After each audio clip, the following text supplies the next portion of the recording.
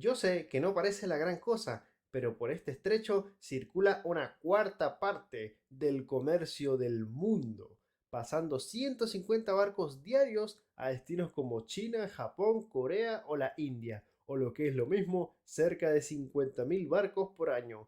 Por si fuera poco, la mayoría de estos barcos están llenos de petróleo. Se estima que para 2006 circulaban cerca de 15 millones de barriles de petróleo por día. Como te podrás imaginar, todos estos barcos tienen que descargar su mercancía en algún puerto. El puerto mejor ubicado ha sido siempre el puerto de Singapur, lo que ha llevado a todos los imperios de la zona a querer tener a Singapur bajo su poder. El último imperio que lo logró fue el Imperio Británico, teniendo a Singapur durante más de 100 años como colonia hasta que un día estalló la Segunda Guerra Mundial y Japón tomaría a Singapur, así como gran parte del sudeste asiático. Cuando terminó la Segunda Guerra Mundial con la rendición de Japón, los singapurenses se preguntaron si valía la pena seguir perteneciendo al Imperio Británico, argumentando que cuando más los necesitaban, los británicos no pudieron defender a Singapur de los japoneses. Fue así como en 1960, con aprobación del gobierno británico, Singapur se convertía en un país independiente. Cuando Singapur celebró sus primeras elecciones, el que sería elegido como primer ministro sería Lee Kuan Yew. Nuestro amigo Lee tenía una idea: hacer que Singapur formara parte de Malasia, un país que en ese momento era más grande y más rico que Singapur. Y al principio lo logró. Los malayos con todo el gusto del mundo aceptaron a Singapur como parte de Malasia. Sin embargo, después de 4 años de protestas, discriminación y de atentados, la Asamblea de Malasia votó en bloque para la expulsión de Singapur del país, convirtiendo a Singapur en el único país que obtuvo su independencia a la fuerza, pues los singapurenses no querían separarse de Malasia. Nuestro amigo Lee estaba muy triste, pero ahora se enfrentaba al reto de gobernar un país más pequeño que la ciudad de Nueva York, con el narcotráfico que tenía el control casi total del puerto de Singapur, con una criminalidad altísima y con una corrupción que no dejaba que el país avanzara. Fue entonces cuando Lee, haciendo uso de sus poderes de primer ministro, aplicaría profundas reformas para dar un giro de 180 grados en Singapur. Empezaría convirtiendo el inglés en el idioma oficial del país. Esto quiere decir que todos en Singapur tienen que aprender a hablar inglés. Los niños en la escuela, los adultos que estaban en el campo laboral, hasta tu abuela debería aprender a hablar inglés. Todos en Singapur tenían que aprender a hablar inglés. Algo que no fue tan difícil, recordemos que fueron colonia británica durante 100 años. Si a esto le sumamos el hecho de que los singapurenses ya sabían hablar otros idiomas como el chino o el malayo, hacía que esta medida convirtiera a los singapurenses en bilingües. Lo segundo que se hizo fue invertir hasta un 30% del gasto nacional en educación, concentrando el gasto en carreras como la ciencia, ingeniería o servicios financieros.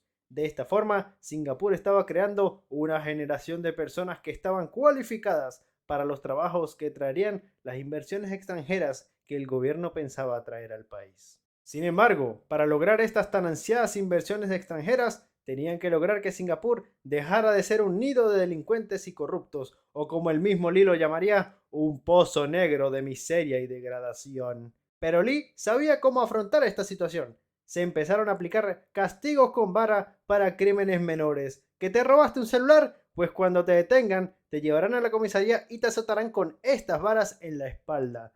Los azotes dependen de la gravedad del delito.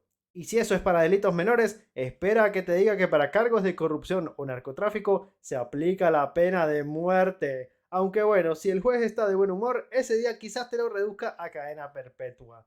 Los crímenes a los políticos son grabados y transmitidos en televisión pública para que todos lo vean. Organismos de los derechos humanos han denunciado en múltiples ocasiones al gobierno de Singapur, pero este simplemente los ignora. El resultado: Singapur está entre los 10 países más seguros del mundo. El siguiente paso para Lee era lograr que las empresas quisieran invertir en Singapur. Para lograrlo, aplicó un paquete de medidas. Mientras en países como Corea del Sur, Japón y Estados Unidos tienen unos impuestos a las empresas del 21%, Singapur cobra el 17%. Y eso sí te cobran, porque los primeros 2 años de fundar una empresa, esta no tendrá que pagar impuestos. Además de que abrir una empresa en Singapur es sumamente sencillo. De hecho, Singapur está entre los países con mayor libertad económica. Además, el gobierno se ha comprometido a tener una moneda fuerte que genere confianza en las personas que desean invertir en Singapur. El resultado es que innumerables empresas, entre las que se encuentran los bancos más importantes de Asia, tienen sus sedes en Singapur. Las empresas de tecnología quieren tener sus plantas de semiconductores en Singapur y ExxonMobil, una de las petroleras más grandes de la industria, tiene su propia planta de procesamiento de petróleo en Singapur. ¿Te acuerdas que te dije que por este estrecho pasaban 150 barcos al día y que muchos de esos barcos tienen barriles de petróleo? Bueno, aquí es donde termina la mayoría de esos barriles. En todo este proceso también le terminaron dando trabajo a todas esas personas que estudiaron una carrera universitaria. El desempleo es el más bajo en los países desarrollados y se estima que apenas existen 1000 personas en situación de calle. El gobierno de Singapur es dueño de la empresa HDB, que es la empresa constructora del país. Debido al tamaño de Singapur, el gobierno es el encargado de la construcción y asignación de la vivienda. Estas medidas han tenido tanto éxito que se estima que de 6 singapurenses, uno de ellos es millonario. Ya para ir terminando con el video, me gustaría hablar un poco del ejército de Singapur. Como te comenté al principio del video, Singapur siempre ha estado en el ojo de todos los imperios que han pasado por la zona. Es por eso que Singapur buscó a los mejores asesores militares que el dinero pudiese comprar y mantuvo sus avances ocultos de sus vecinos. Se dice que en un par de años Singapur ya contaba con el primer batallón de tanques en todo el sudeste asiático. El rey de Malasia vio esto y se lamentó del día que expulsaron a Singapur del país. Nuestro amigo Lee dejaría el mundo en el 2015, después de estar más de 30 años como primer ministro del país. Dejaría el cargo, eso sí, en manos de su hijo, que por alguna razón en todas las fotos sale con una sonrisa. Se le ve muy fresco, la verdad. Esto ha sido la historia de Singapur, un ejemplo de cómo un país puede salir de la pobreza.